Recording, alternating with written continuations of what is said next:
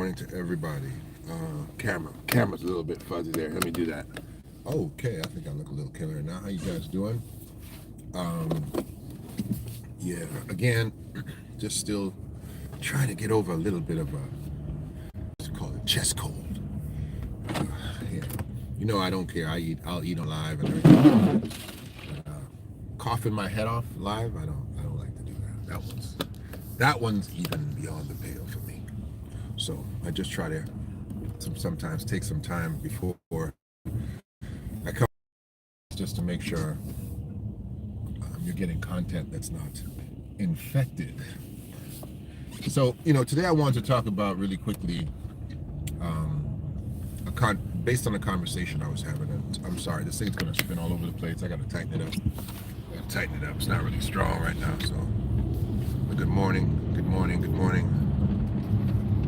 Good morning, Miss Green. Is that Green? Is that what I'm seeing there? Come on, glasses. Oh, Gano, Mr. Gano. Sorry about that. Got to get these glasses tightened up too.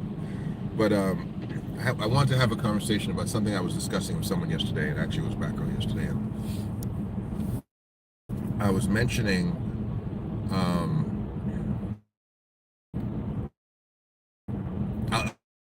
I'll say it in a the human family has different aspects of us that we do very well. Some of us are known for things that we do very well and are almost stereotypical to us. And not all of us can do it.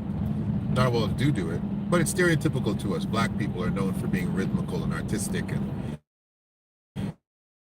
and strong and athletic and these kind of things. And maybe Asians are known for being industrious and potentially smart.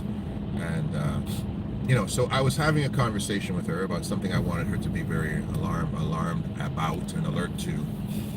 And she asked me, why do I feel that way? And I said, in this way, that this particular demographic of people, their expertise, they are known for, just like we are known for rhythm. It's inside of them. Their expertise is murder.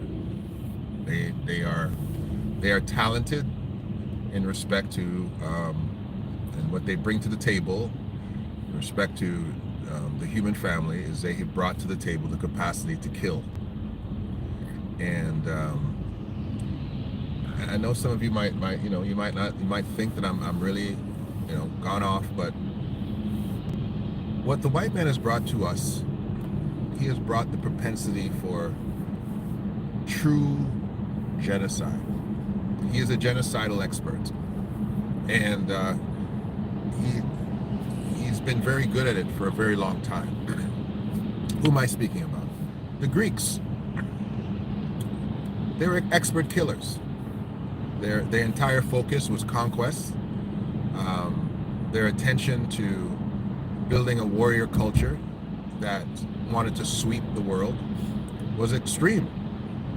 We move on from the Greeks to the Romans, white Europeans who had a propensity for warfare. Their entire focus, their entire aim was killing. They gave us crucifixion, one of the most painful ways to kill anybody, other than simply impaling them, which came from the Ottoman Turks. But the Romans gave us crucifixion. You had to study what crucifixion really does. Like crucifixion, you don't die from the holes in your hands or your feet.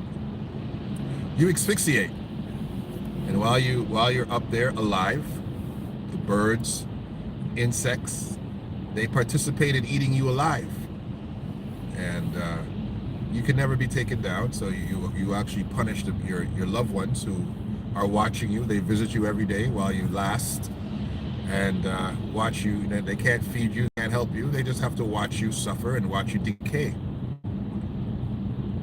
Can't bury you or anything.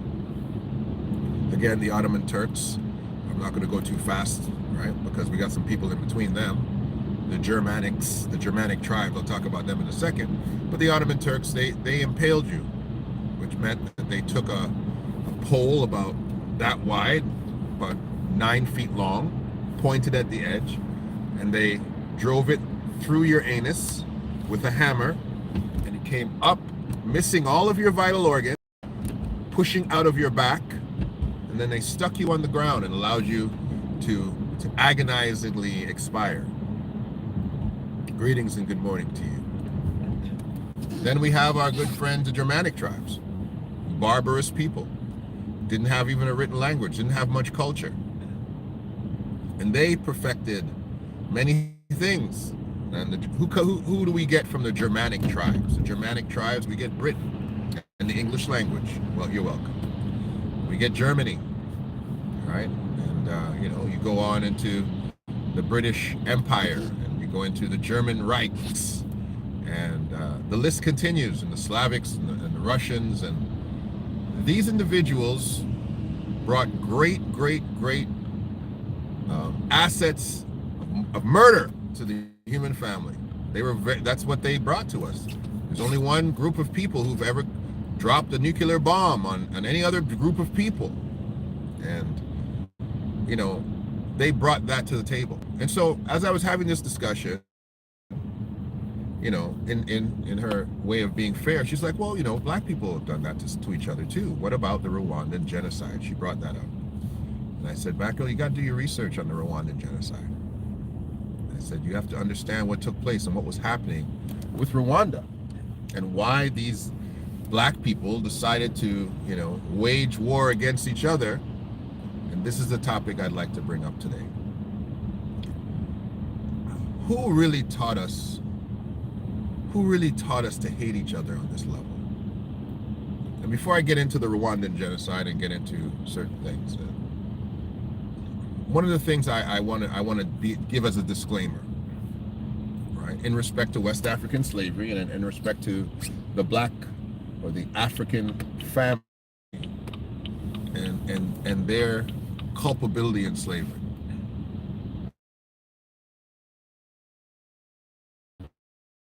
And the West and the Middle Passage. But an institution of humanity. Every ruling culture wanted to enslave whoever they could enslave. Israel, ancient Israel had slaves. They enslaved their own people. We know this. We can read the Old Testament. We can read the Torah, and see that slavery was part of the social system of Israel. They were allowed to enslave their brothers and sisters. They're allowed to enslave foreigners who they conquered, but they had rules to it. And it was a certain type of slavery. It was not the chattel slavery, which I don't need to explain to most of us. Most of us understand what chattel slavery is. It's slavery that dehumanizes the person, tells you you're property and you're not a person anymore. You're property only, rather. But so slavery has been part of the human family and the human experience from the very beginning. So that's not what I'm not trying to step away from the fact that the West African slave trade, that we were participant in our own enslavement. I'm not trying to skip that part of history. I'm trying to let you know something that's even deeper. It's even more insidious than that. Okay. In Rwanda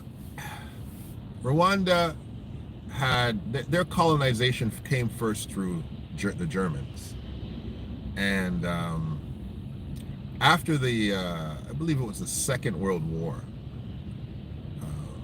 German influence faded out of Rwanda, and what took its place was an even more evil set of white people than the Germans. And listen, some of y'all gotta just take it as you get it, okay?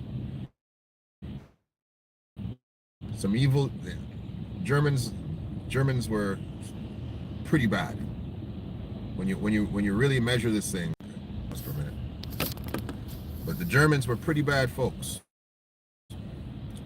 And I'm gonna let you know that these were Boy Scouts.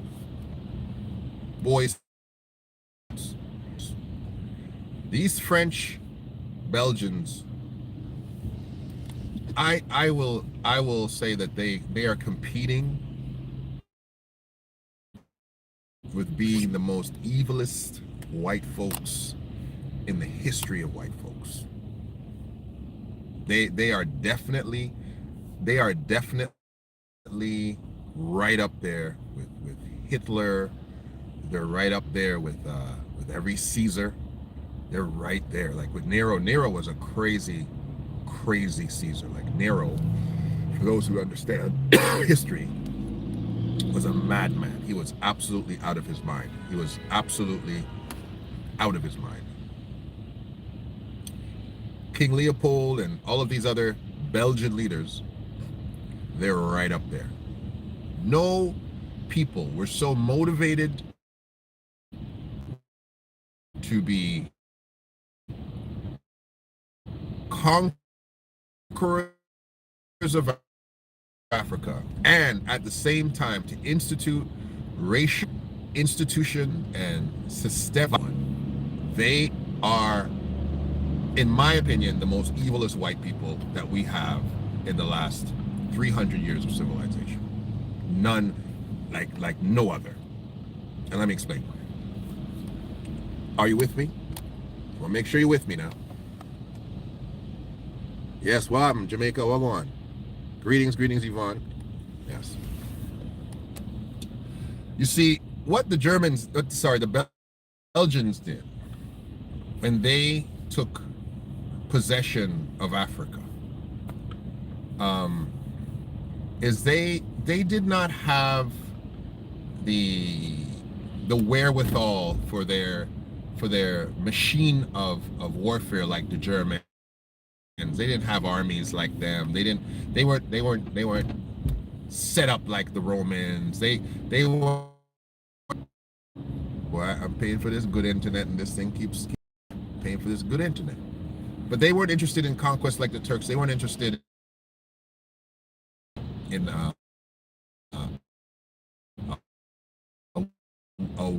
they wanted to of circumstances for their own personal betterment. They weren't trying to build some grandiose world empire. They were just greedy. They just wanted to harvest the resources of any particular place or people. And Rwanda, for them, was another place to do so. We know about Congo already. I spoke about King Leopold. King Leopold is again makes Hitler look like a Boy Scout. He makes Hitler look like a Pentecostal evangelical pastor. That's what he makes Hitler look like. That's how evil King Leopold is. He is easily the evilest white man who ever lived. Easily. Like it's not hard. Again, Hitler has nothing on King Leopold. Hitler is merciful compared to this guy. And we know Hitler is not merciful. So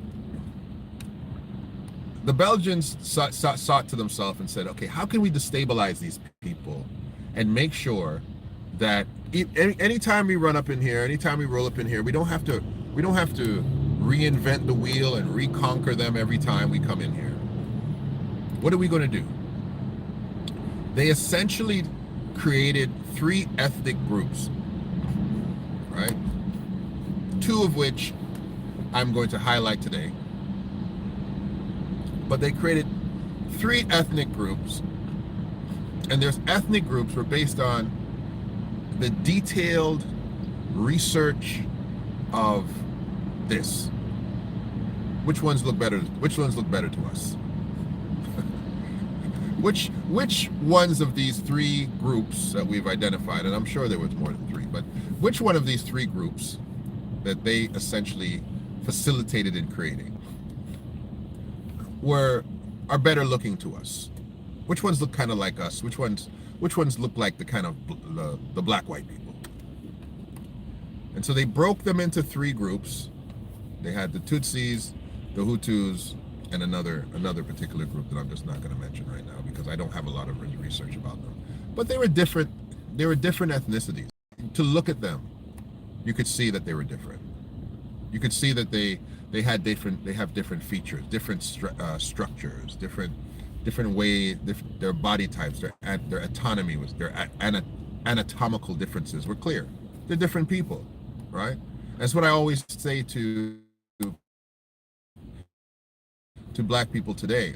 It's like, why can't black people get along? It's because there's no really such thing as black people. There's a bunch of different ethnicities mixed together who are unable to recognize their individuality, so they are termed as black people, and we are now told that we're supposed to get along. But really, we come from different worldviews, different approaches, different mentalities, different biologies, different instincts as people.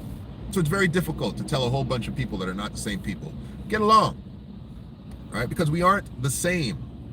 We aren't the same. The only thing that makes us the same is this beautiful melanin that runs through us, that allows us to look like gold and clay and chocolate and all of the other mixtures of color. That's it. The curliness of our hair and the robustness of our frames and the structure of our faces and the depth of our voices and the bodation. Oh, back again. I'm sorry. I'm paying for this good internet, and it keeps reconnecting. I apologize. So they separated these people. They told them that, listen, you people are the dominants, right? This group here, dominant group. You're the group that should be in control. And they were being created. These types of castes that were being created, systems being created, were things that began through the black community, the black world community. European castes, European identity politics, European conceptualizations of complexion and stature. And this type of favoritism bled into our culture. It bled into America. It bled into the Caribbean. It's even still some places in Africa. We have been and what is the manifestation of this? Because this is not a history lesson on the Hutus and the Tutsis. You can do that on your own.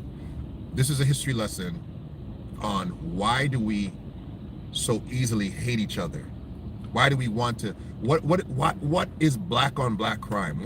Why do we write music and create culture that targets each other? We're the only people that do this. Where did this come from? A dog breeder. Anybody who's ever participated in wanting to have a particular breed of dog, and sorry to use this analogy, you can say, well, these dogs were bred to hunt. They've been hunters. That's what they've been doing their whole life. Their ancestors are hunters, and they're hunter dogs. And these ones are bred for protection. And these ones are bred for this. In the 500s that you live in, coast, and your sound sounds like this. Well, I'm from the East Coast, and my sound sounds like this. You will choose a borough, Queens, Bronx, Brooklyn. You've been taught to claim a microcosm of community and not the macrocosm of community. You've been bred like this. This is breeding. This is breeding. And it's been reinforced in our artistry. It's been reinforced in the propaganda that we watch as movies, and it's reinforced in our literature. And so in the dismantling of the programming, you've been programmed. You've been programmed to literally see your brothers and your sisters and dislike them. And this is what you're doing. You're participating in your own destruction. You're literally allowing it. Okay? And to tell somebody, listen, you got to be careful of this person. Because even though you might have a history with this person, their background is when people that look like us act up, they kill us. They'll find a way to kill you. Don't worry that you have a history with them. Where they come from, their background, their instinct is to kill. Period. They will kill you. Do you think Haiti didn't know what Napoleon and French colonization was about? Listen, it was kill these people or be killed. This is why French Africans and English Africans very hard to get along. French Africans don't always get along. There's always a stigma going on. Even in Ghana, there's a stigma with the Airway and Ashanti, and they don't always trust each other. They don't always trust each other. And so I'm saying to you, you know, and Canada is a partly French country. French slavers were some terrible slavers, bro. The French are serious as colonizers. France got out of that slavery mindset real early. But as far as colonizing in around the world, they were pretty terrible. They're some pretty terrible. The Belgians, the French, France, pretty doggone terrible. And so I was telling them, no, you don't look at your history with this person and think that they're going to they're going to be nice to you because you. No. You got to look at them like, yo, this person is built to kill. And you got to be on you got to have your mind on a swivel. So I mean, and then the other side of that is, why are we built to say, oh no, they're not going to do that. I'm hoping that you know, they're better angels or their conscience will. No, man, listen. There is no such thing as a wolf with a conscience. There is no such thing as a hyena with a conscience. No. I'm sorry. Thank you, bloodline curses. Certain bloodlines have proclivities. They behave a certain way. Anybody who can sit down with Caribbean people and study Caribbean people for a while can tell you the differences between how Caribbean people from Trinidad act with Caribbean people from, let's say, Jamaica. Let's just compare Jamaica and Trinidad. Nobody will ever confuse a Jamaican for a Trinidadian. Once you start hearing Jamaican brothers talk and they're getting on and they're doing their thing, you know those guys are Jamaican. Period. You know they're Jamaican. Jamaican culture is a specific culture of the Caribbean. They have ways that they act. They have ways they speak. They have a language. They have a level of aggression, a level of hospitality. They're a complete. I would call them an eco culture, where it's very clear. Oh yeah, those are the Jamaicans. It's very easy to identify. Their language, their patois, it's very specific. Their foods, very specific. Nobody's gonna miss them. And so they have a proclivity about how they are and how they act, right? We can say that about Jamaicans. Why are people so stuck to say that about white people? Certain white people have very serious proclivities too. And let me tell you something. There's not a whole lot of black serial killers running around. Can I say, even white folks, you can't fight me with this. There's not a whole lot of black serial killers running around. Okay? And the people that they try to demonize and call monsters and guys like Idi Amin, and you can't build a case against Idi Amin when you compare him to some of these other people. You can't even get Ugandans unanimously to say Idi Amin was a bad person. You can't. You can't get 10 Ugandans in a room, not 10. And all 10 say, yes, Idi Amin was a terrible leader for Uganda. Can't do it. Can't do it. You can get 10 Germans in a room and say, and they'll have a consensus about Hitler. But you can't get 10 Ugandans in a room and say, tell me about Idi Amin. What kind of leader was he? Was he good or bad? I'm telling you right now, not 10. You might have time at 5. You might have a hard time at 5 agreeing that he was bad or he was. You'll have a hard time. Some people say, no. You got to understand the time and the situation and all this kind of. They'll talk about it. But I'm just trying to let you know. There are some things that we have been taught historically. It's been bred into us. And you have to literally talk yourself out of it. You have to talk yourself out of, I'll give you 3 things to talk yourself out of and I'm finished. You have to talk yourself out of black mercy. Talk yourself out of that. Black mercy. What is black mercy? Black mercy is best described by watching the movie, the last Wakanda movie. It's best described there. In the Wakanda movie, the Latino superhero, the flying underworld living guy, he flies with his little feet. He flies, and he kills the Black Panther's mom. So that the man that is tender and strong among you, very delicate as I, shall be evil towards his brother and towards the wife of his bosom. Anyway, thank you for that quote.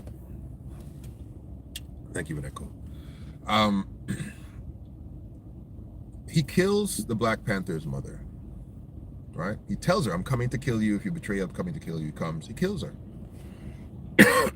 Now, my girl becomes the Black Panther, and she goes and she finds him, and she has her little duel with him. You know, the whole movie does its thing. I don't want to mess it up for most of you who haven't seen it.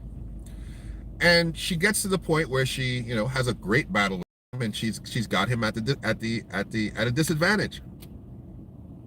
And then she decides not to kill him.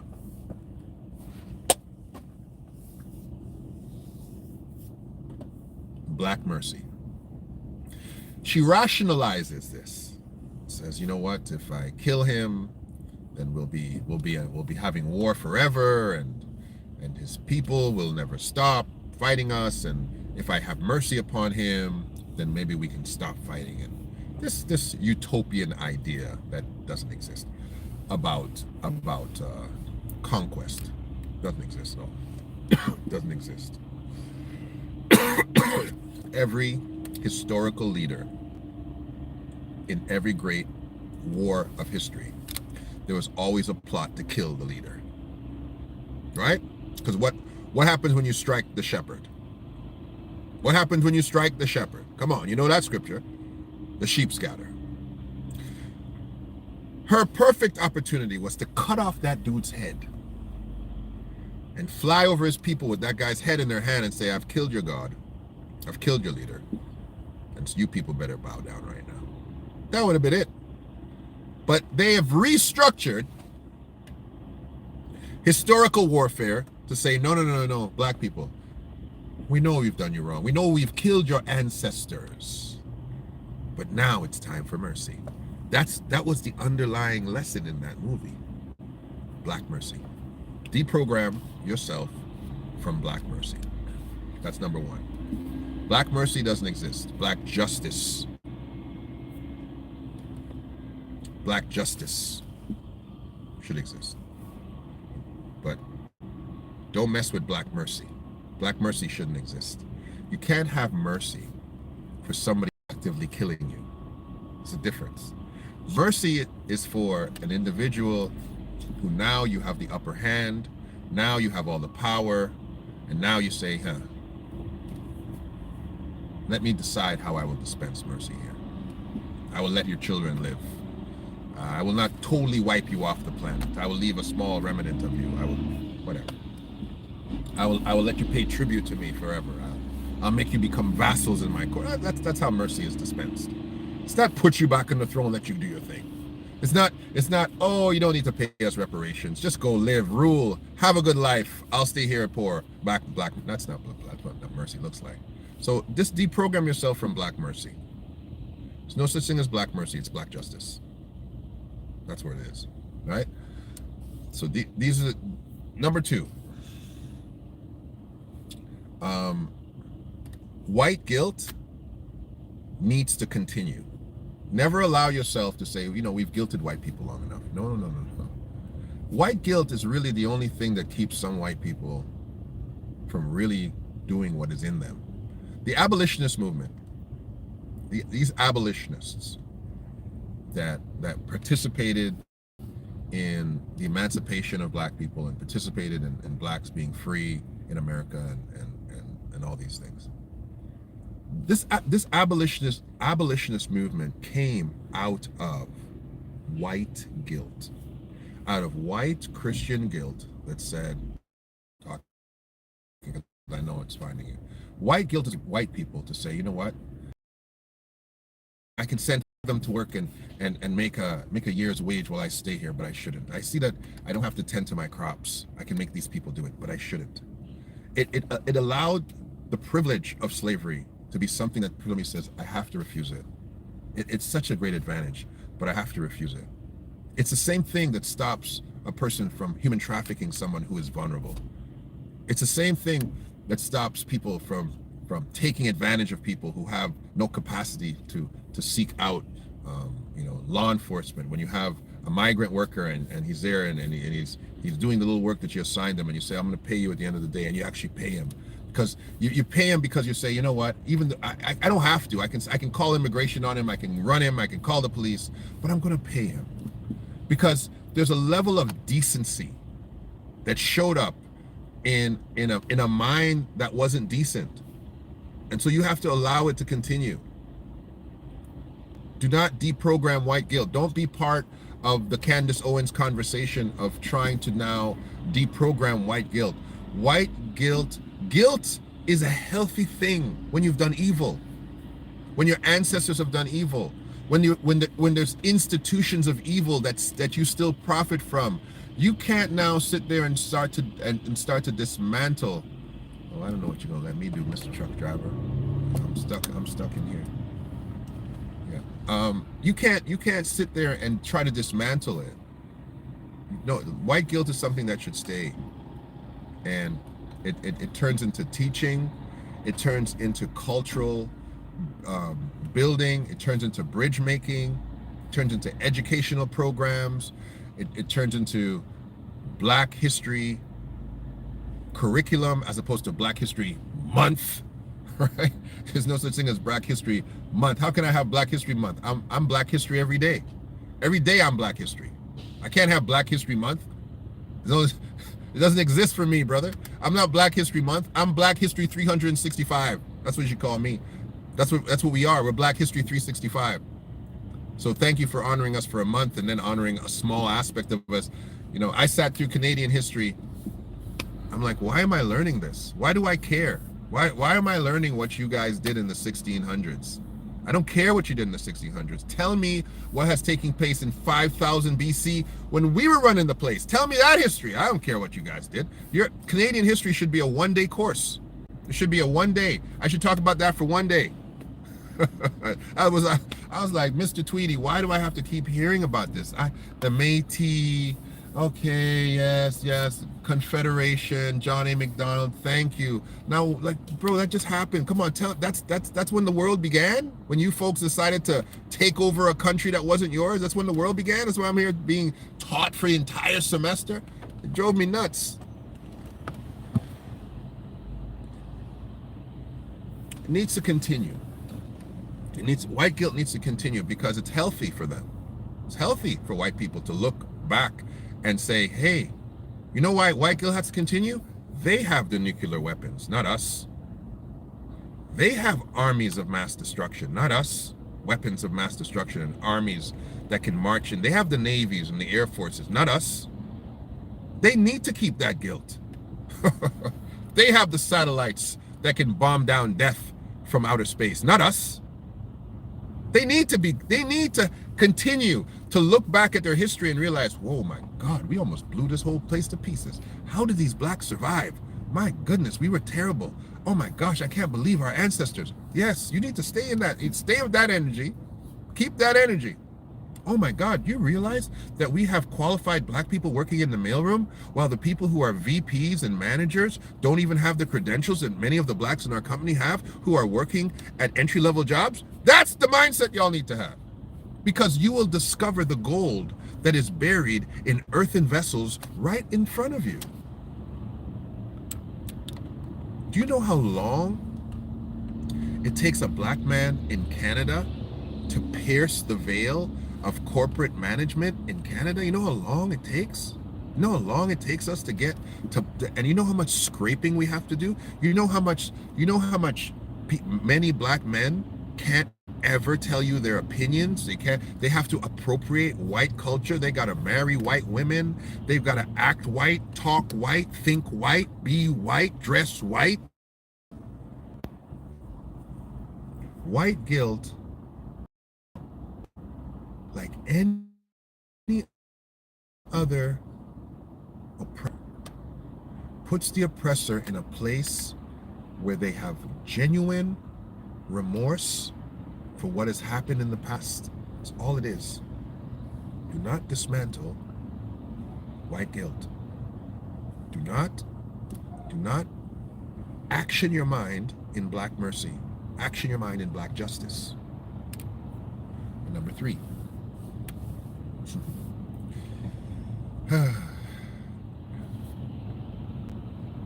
Number 3 is, and I'm a broken record, and I apologize.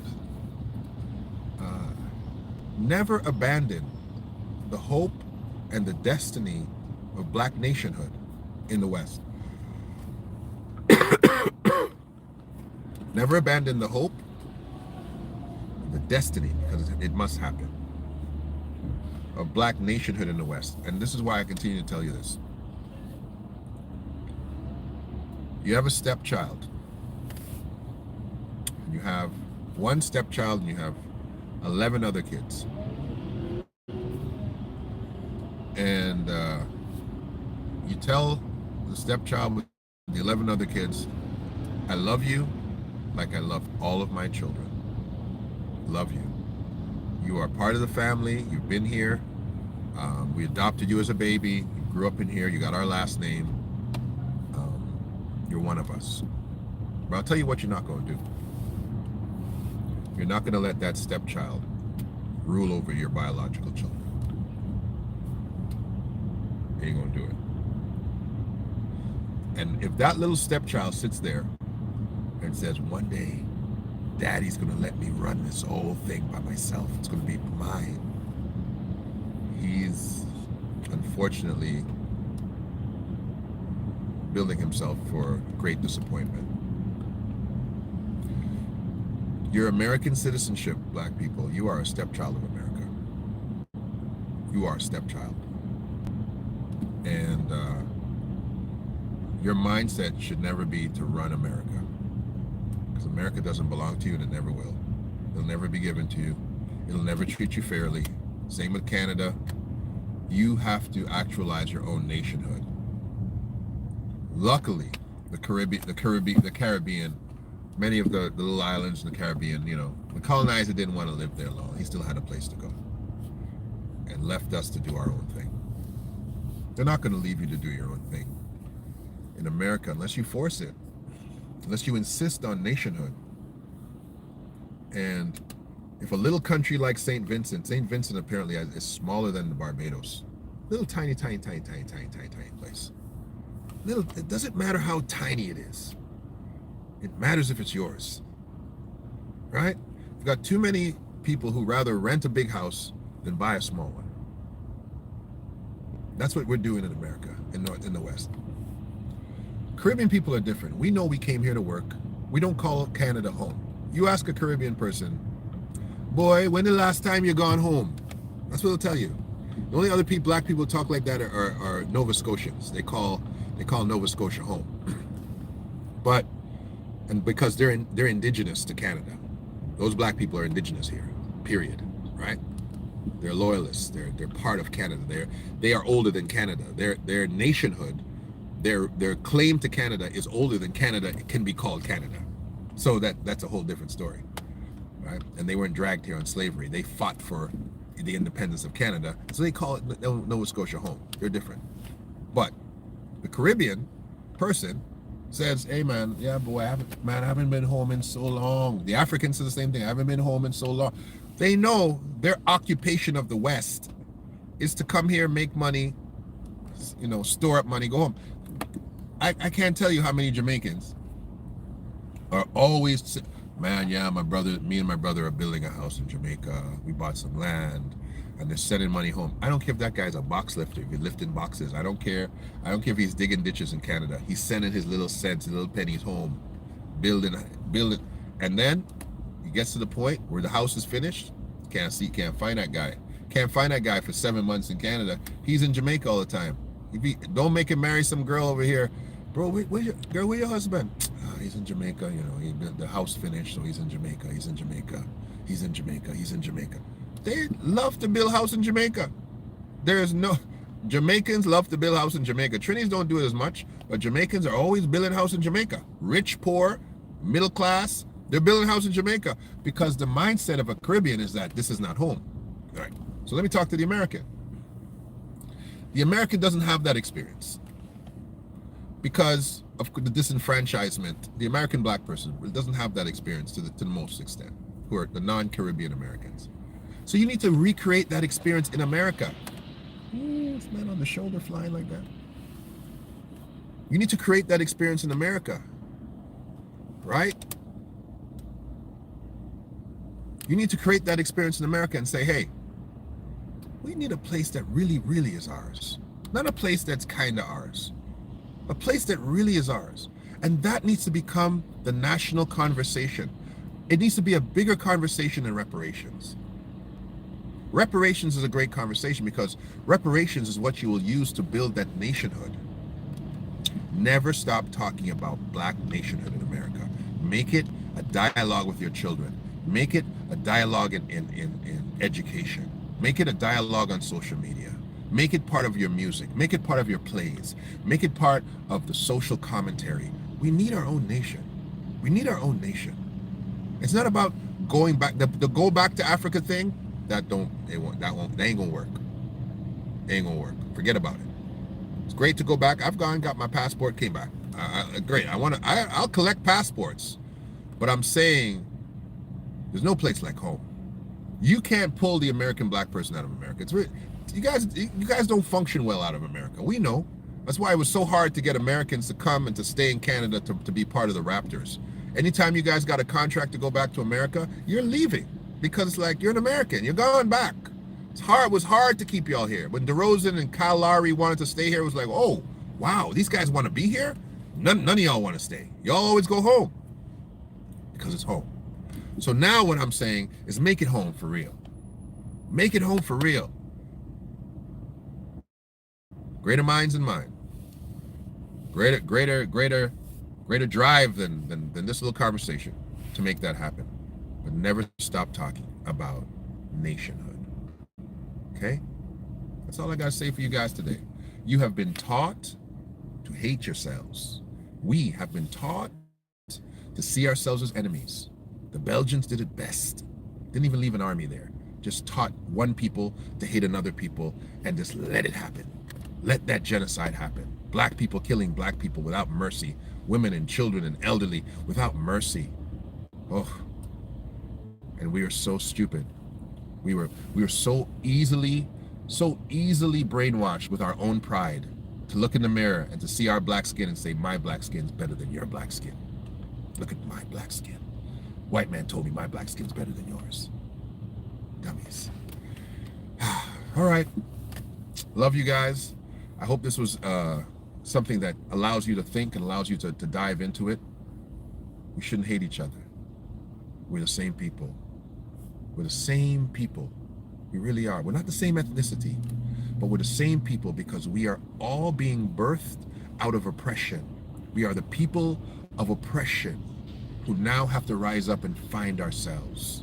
We're not the same ethnic people, but now we are the same people because we are all looked at under the same lens. This is the Pan-Africanist opinion, that even though you're a Muslim, even though you're a Jew, even though you're a Christian, even though you're a Buddhist, even though you're an atheist, even though you're a Jamaican, even though you're Trinidadian, you're not being stigmatized by those things. You're being stigmatized because you are black. You're being seen as the same people. We are the people of oppression, and now we must rise up and become the people of dominance. God bless you. I hope you have a wonderful day. This is Dale K. Brereton. This is The Real Spiel. I would love if you could subscribe. I would love if you could share this video. I would love if you could talk to somebody about being part of the Real Spiel family. I would love if you become a WIN member so we can talk about your business. I would love if you become a FIRE member so we can get into the nitty-gritty of how to really actualize these things, because I have more for you. I love if you become a Spirit member so you can get some of the materials that we have. And if you're just an Earth member and you want to just support. Check out the merchandise and all the things that we bring to the table. But love, peace, and hair grease. Al Katani the Spice Man. JotItDown.com, Miss Helen. And Adonai Skincare, all of our supporters, we love all you, and thank you very much. Thank you very much. I'll talk to you soon.